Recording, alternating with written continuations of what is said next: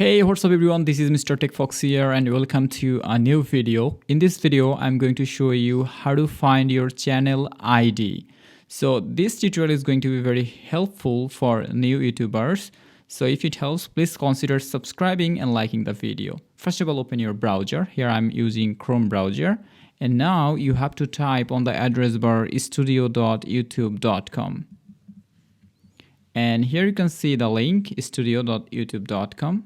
Press enter and log in on your channel. And here, if you look on the URL, here you will get something like this after the slash. So this is your channel ID. Copy it and paste it somewhere else. So this is your channel ID. That's all. So if it helps, please subscribe to this channel. See you in the next one. Thanks.